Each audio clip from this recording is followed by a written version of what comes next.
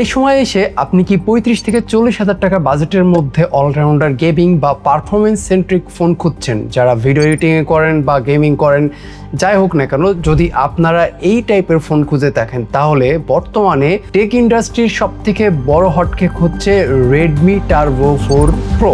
এই ফোনটি গত বছর বেশ জনপ্রিয়তা পেয়েছিল, মাঝখানে কিন্তু এটা প্রাইস ড্রপ করে 31,000 টাকার আশেপাশে হয়ে গেছে। বাট এইটা দেখছি আবারও প্রাইস বাড়ছে, পাশাপাশি এর জনপ্রিয়তাও বাড়ছে। এটা বর্তমানে 37,000 টাকার আশেপাশে পাচ্ছেন, অবশ্য চাইনিজ রমটা। আপনারা আপডেট প্রাইস জানতে নোহা তারার অফিসিয়াল ফেসবুক পেজ ভিজিট করতে পারেন। সেখানে আপনারা সবগুলো colour variant, RAM ROM variant পেয়ে যাবেন।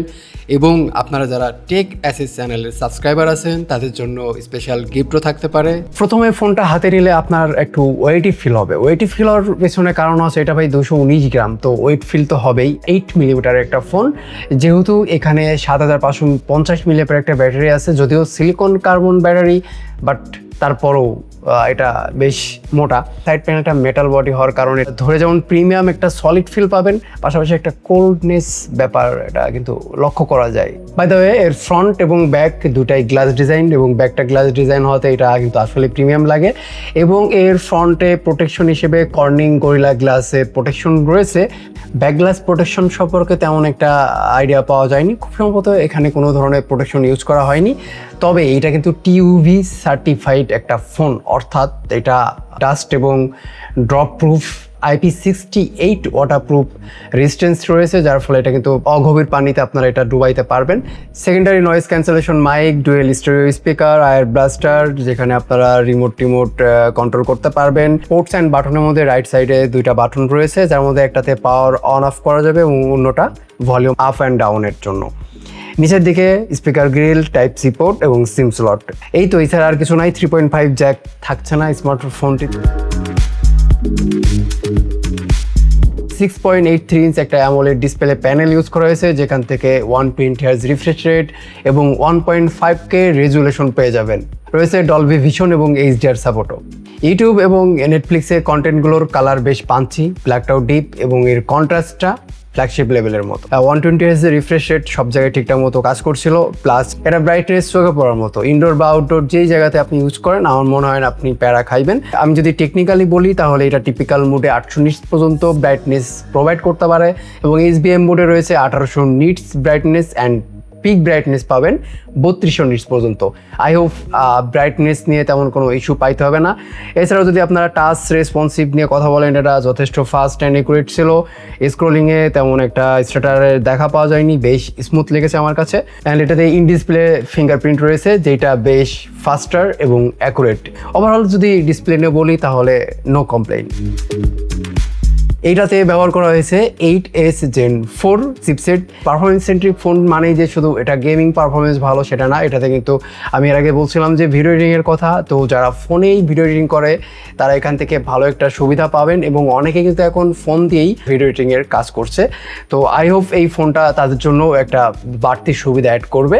আমরা এই ফোনটাতে 3টা গেম খেলছি, কল অফ ডিউটি, পাবজি এবং জেনসিং ইম্প্যাক্ট। কল অফ ডিউটি নিয়ে কথা বলি। কল অফ ডিউটি আমরা 90 থেকে 91 FPS খেলতে পেরেছি, অ্যান্ড যেটা অলমোস্ট 45 মিনিট পর্যন্ত সেম ফ্রেম রেটটা ধরে রাখতে পারছিল। বাট আফটার 45 মিনিট ফোনটা যখন ওয়ার্ম হইতে থাকে, মানে হিটিং ইস্যু চলে আসে, তখন ফ্রেম রেটটা 90 এসে লক হয়েছিল, এবং যেটা 1 ঘন্টা পর্যন্ত আমরা 90 FPS-এই ভালো মতো রান করতে পারছি call of duty. Gaming experience ভালো ছিল, কোনো রকমের ল্যাগ ট্যাগ পাওয়া যায়নি।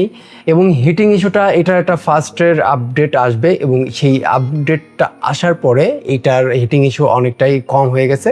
তো ফোন হাতে পাওয়ার পর যে আপডেটটা আসবে, কাইন্ডলি আপডেটটা দিয়ে নেবেন। দেন আসি পাবজিতে। পাবজিতেও সেম 90 থেকে 91 FPS-এ আপনারা খেলতে পারবেন। 1 ঘন্টা খেলার পরে এটা হিটিং ইস্যু চলে আসছিল, এবং সেই ক্ষেত্রে কিছুটা ফ্রেম ড্রপ করছিল, তবে খুব বেশি না। আমরা সর্বনিম্ন 88 একবার ফ্রেম পেয়েছিলাম, বাট এইটা কিন্তু মানে 1-2 বার আসছিল। ম্যাক্সিমাম টাইমই 90 থেকে 91 FPS-এ আপনি খেলতে পারবেন। এবং এইটাতে আমরা ম্যাক্স টেম্পারেচার দেখতে পেরেছিলাম 39 ডিগ্রি সেলসিয়াসের মতো। এবং ব্যাটারি কনজিউমশন আমি যদি বলি 1 ঘন্টায় আপনারা 12 থেকে 13% মতো ব্যাটারি কনজিউম করতে পারবেন, মানে এখান থেকে আর কি ব্যাটারি কনজিউম হয়ে থাকে। সর্বশেষ আমরা জেনশিং ইম্প্যাক্ট, যেটা কিন্তু গ্রাফিক্সের জন্য বেশ পপুলার, সেই গেমটা খেলেছিলাম এবং সেখানে মোটামুটি 60 এফপিএসে এই ফোনটা রান করে এবং 60 এফপিএসে বেশ ভালোই পারফর্ম করছিল অ্যান্ড গ্রাফিক্সগুলো দেখার মতো ছিল, দারুণ লাগবে আপনি যদি এই জেনশিং ইম্প্যাক্ট এই ফোনটাতে রান করেন। বাট এখানে একটা বড় চ্যালেঞ্জ হচ্ছে এই জেনশিং ইম্প্যাক্ট গেমটা খেলার সময় এর হিটিং ইস্যুটা আমরা সব থেকে বেশি কাউন্ট করতে পারছি। আমরা ম্যাক্স টেম্পারেচার 42 ডিগ্রি সেলসিয়াস পর্যন্ত পেয়েছি যখন আমরা জেনশিং ইম্প্যাক্ট গেমটা খেলেছিলাম। তবে এর হিটিং এমন না যে নট রিকমেন্ডেবল, এই হিটিংটা এটা রিকমেন্ডেবল এবং এটা ইউজেবল। গেমিংয়ের সময় টাচ রেসপন্সিভ এক্সিলেন্ট পেয়েছি এবং এর হ্যাপটিক ফিডব্যাকটা প্রিমিয়াম ফিল দেয়।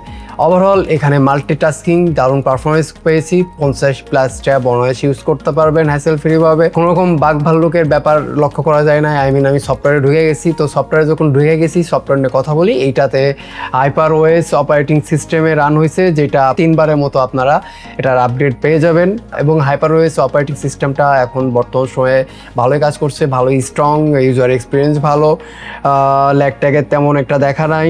তবে প্রথম দিকে অনেকটা ল্যাগ ইস্যু ছিল, বাট বর্তমানে এই এডিশনটাই তেমন একটা ল্যাগের ইস্যু পাইনি, গ্লিসের ইস্যু তেমন একটা পাওয়া যায় নাই। তবে হ্যাঁ, ব্লোটার থাকবে, যেহেতু এটা চাইনিজ রম, এটা আপনাকে স্যাক্রিফাইস করতে হবে। তবে আপনার যদি পছন্দ না হয় আপনি এই অ্যাপগুলো কিন্তু আনইনস্টল করে রাখতে পারেন। অ্যান্ড চাইনিজ হওয়ার ক্ষেত্রে যে ব্যাপারগুলো থাকে, নোটিফিকেশন ডিলে ইস্যু থাকে, অনেক সময় হোয়াটসঅ্যাপে কল আসলে এখানে দেখা যায় না, এটা ইস্যু হইতে পারে। কিছুটা আপনারা এটা ঠিক করতে পারবেন, এর যে অপটিমাইজেশন অপশনগুলো আছে সেগুলো অফ করে। তবে খুব বেশি আহামরি একটা সলিউশন পাওয়া যায় না। তো যারা চাইনিজ রমের ইউজের এক্সপিরিয়েন্স যাদের আছে তারা কিন্তু এটা অনায়াসে নিতে পারেন। আমি যদি সাজেস্ট করি তবে নন টেকনিক্যাল পার্সন বা যারা চাইনিজ র্যাম সম্পর্কে জানেন না তারা এটা অ্যাভয়েড করবেন কাইন্ডলি। আচ্ছা, এটাতে স্টোরেজ টাইপ হিসেবে UFS 4.1 পাচ্ছেন, যেটা এর সবগুলো ভেরিয়েন্টের সাথে পাবেন। কানেক্টিভিটি সাইডটাও খুব স্ট্রং, এখানে আপনারা Wi-Fi 7, তারপরে 5G পাচ্ছেন, ব্লুটুথ 5.4 রয়েছে, NFC সুবিধা অ্যান্ড আয়ার ব্লাস্টারের মতো ফিচারগুলো সবই পাচ্ছেন এইটাতে। 7550 mAh একটা ব্যাটারি, যেটা এই ফোনের সব থেকে মানে বোল্ড একটা পার্ট এবং মনস্টার পার্ট। নর্মাল ইউজ করে থাকেন, রেগুলার ফেসবুক বা কন্টেন্ট কনজিউম করে থাকেন, তাহলে 2 দিনের মতো ব্যাটারি ব্যাকআপ পাবেন। এবং আপনারা যদি হেভি ইউজ করে থাকেন, গেমিং বা ভিডিও এডিটিংয়ের মতো টাস্কগুলো করে থাকেন, তাহলে আপনারা 1.5 দিনের মতো ব্যাটারি ব্যাকআপ পেয়ে যাবেন। এবং এইটা চার্জ করার জন্য এর বক্সে থাকা 90 ওয়াটের ফাস্ট চার্জার রয়েছে এবং এটা Type-C পোর্ট দিয়ে চার্জ করতে হয়, কোনো ধরনের ওয়্যারলেস সাপোর্ট এখানে নাই। এই ফোনটা নিজেই 22.5 ওয়াট চার্জ আউটপুট দিতে পারে। সো এটা একটা মিনি পাওয়ার ব্যাংক বললে ভুল হবে না ভাই। যদিও এটা একটা gaming phone, performance centric phone, তো অনেকেই ক্যামেরাটাকে একেবারে ফালায়ে দিতে পারবেন না ভাই। আমাদের টেস্টে যেটা মনে হয়েছে, এইটা দিয়ে ভাই আপনি গেমিংয়ের পাশাপাশি দারুণভাবে এর ক্যামেরাটা উপভোগ করতে পারেন, স্পেশালি এর ফটোগ্রাফিটার দিকে। এর মেইন শুটার হিসেবে থাকছে 50 মেগাপিক্সেলের একটা লেন্স, যেখানে সর্বনিম্ন অ্যাপারচার পাবেন 1.5। আলট্রা ওয়াইডের ক্ষেত্রে 8 মেগাপিক্সেল, সাথে 2.2 অ্যাপারচার পাবেন। মেইন ক্যামেরাতে ভিডিও আপনারা 4K-তে করতে পারবেন, সেক্ষেত্রে 4K-তে 30 এবং 60 FPS ইউজ করতে পারবেন। 1080p-তে শ্যুট করেন তাহলে 30 থেকে 240 পর্যন্ত আপনারা FPS পাবেন। এবং সেলফি ক্যামেরাতে ইউজ করা হয়েছে 20 মেগাপিক্সেলের একটা লেন্স, যেখানে অ্যাপারচার থাকবে 2.2। এবং সেলফির ক্ষেত্রে আপনারা ভিডিও করতে পারবেন 1080p-তে, যেটা 30 FPS এবং 60 FPS দুটোই কাজ করে। এবার আসি রিয়েল পারফরমেন্সে। দিনের আলোতে রেডমি টার্বো 4 প্রো আসলেই ভালো পারফর্ম করে। এর 50 মেগাপিক্সেলের শুটার, সনি LYT600 সেন্সর থাকার কারণে ছবিতে ডিটেল অনেক ভালো আসে, টেক্সচার ভালো ক্যাপচার করতে পারে, যেটা বেশ শার্প। ডাইনামিক রেঞ্জও মোটামুটি ভালো, HDR অনেক সময় হাইলাইট এবং শ্যাডো ব্যালেন্স করে রাখতে পারে। তবে একটা বিষয় লক্ষ্য করছি, Xiaomiর ইমেজ প্রসেসিংটা মাঝে মাঝে কালারটাকে একটু বেশি পাঞ্চি করে দেয়। কিছু ক্ষেত্রে বাস্তবের তুলনায় কালারটা একটু বেশি ভাইব্রেন্ট বা ওয়ার্ম দেখাতে পারে, তাই যারা ন্যাচারাল কালার পছন্দ করেন তারা এই বিষয়টা খেয়াল রাখতে পারেন। পোর্ট্রেট পারফরমেন্সে সারপ্রাইজিংলি ভালো করছে, সাবজেক্ট সেপারেশন বেশ অ্যাকুরেট এবং এজ ডিটেকশনটাও বেশ ক্লিন। মানুষের ছবি তুললে সোশ্যাল মিডিয়াতে একটা রেডি লুক পাওয়া যায়। স্কিন টোন বেশিরভাগ ক্ষেত্রে সুন্দর আসে, তবে মাঝে মাঝে বিউটি প্রসেসিংটা একটু বেশি অ্যাগ্রেসিভ হয়ে যায়। সত্যি বলতে এর আলট্রা ওয়াইড ক্যামেরাটা মানে শুধু থাকার জন্যই দিছে এমন একটা ভাব। এর মেইন ক্যামেরা থেকে আলট্রা ওয়াইডে গেলে ডিটেল অনেক কমে যায়, ডাইনামিক রেঞ্জ কমে যায়, কালার ম্যাচিংটাও সবসময় পারফেক্ট থাকে না। ল্যান্ডস্কেপ বা গ্রুপ ফটো অকেশনাল ইউজের জন্য ঠিক আছে, বাট এটা ইমপ্রেসিভ না।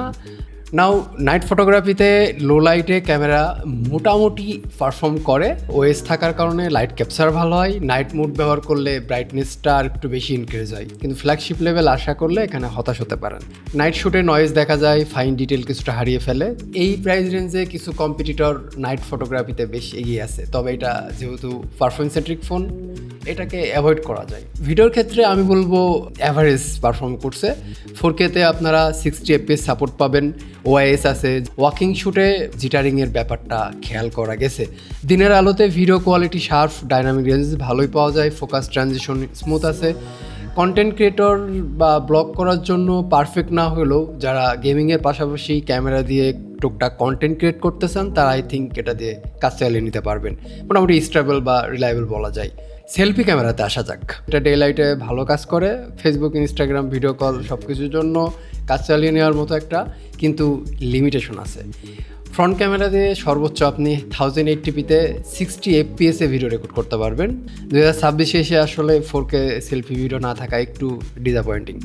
পোর্ট্রেট মোডের ক্ষেত্রে রেডমি টার্বো প্রো আসলে একটু অবাক করে। ফোনটাতে আলাদা টেলিফটো লেন্স নাই, তবে এআই প্রসেসিং এবং ডেপথ ডিটেকশন ভালো কাজ করে।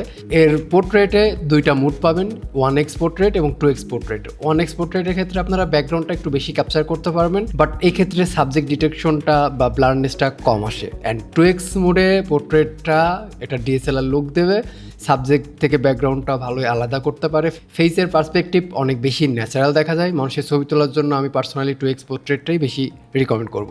এই ফোনটাতে আপনারা কি পাচ্ছেন? পারফরমেন্স প্লাস ব্যাটারি ব্যাকআপ দুটাই ভালো মতো পাচ্ছেন, অ্যান্ড দুইটাতেই হিট টু হিট ভাই সাপোর্ট দেয়। পাশাপাশি ক্যামেরাটাও ফেলে দেওয়ার মতো না। তো এই বাজেটে আসলে এখনও এই কারণে এই 2026-এ এসেও এতটা হাইপ রয়েছে। ইউজ করছেন তারা কেমন এক্সপিরিয়েন্স করেছেন ফোনটা নিয়ে সেটা আমাদেরকে কমেন্ট করে জানাতে পারেন। সেই সাথে নতুন কোন ফোনের ভিডিও চাচ্ছেন সেটা কিন্তু আমাদেরকে কমেন্ট করে জানাতে পারেন। দেখা হচ্ছে নতুন কোনো ভিডিওতে, ততদিন bye bye, take care, tata.